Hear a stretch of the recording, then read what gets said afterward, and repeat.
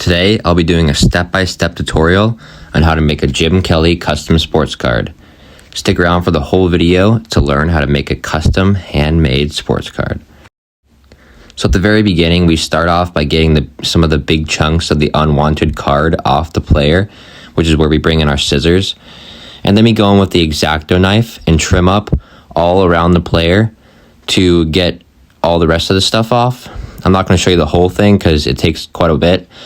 But then we go into our border, which is a color match border. I typically like those. But we're again going to cut. This time we're going to cut the inside out instead of cutting the outside out. So we're going to cut the inside and leave that outside border. Here we're going to cut our background, which is our little foil. This is also the back of our card as well, which gives it a little unique look.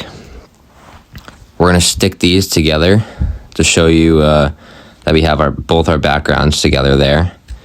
And then we usually have to trim it up because it's not super easy to perfectly set it on it. Here we're going to glue together our risers, which I use from cardstock to give it a little pop-up and make it look like the player is kind of floating over the patch. I'll glue these together with super glue. Here we're going to be gluing on our player to the front of our card. You don't always have to glue it on at the front of the card. Sometimes I like to glue it on to the back of the front border, but today we're going to glue it on to here. And then we're going to trim off the legs to keep the card shape. And then we're going to finish up by covering up the rest of the stuff with the Jim Kelly name. And then we're going to throw a Buffalo Bills logo right over the old Cowboys logo to make sure that we're not leaving anything from the old card. Then we're going to go ahead and put some more glue on the top of our risers again, where we're eventually going to now glue on our background foil.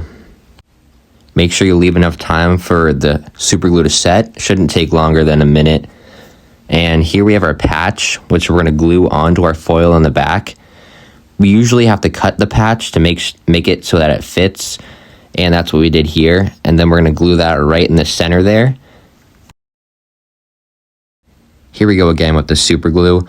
We're gluing our risers once again because we have to glue on our front border now. And we did glue on our front border. And now we're going to be trimming the sides again so that there's no overshow. And then we have our 180 point mag, which will throw our card in there. Gives a nice little beautiful pop. We have our custom FB sticker, which we'll put on there in a second.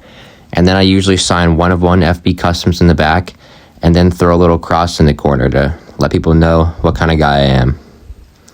Here we go. Here's our finished result, throwing on our custom FB sticker. I think I got these off Etsy. There's some people on there that can make them for you. And there's our finished product. Let me know if you guys like this tutorial, and make sure to subscribe for more custom content.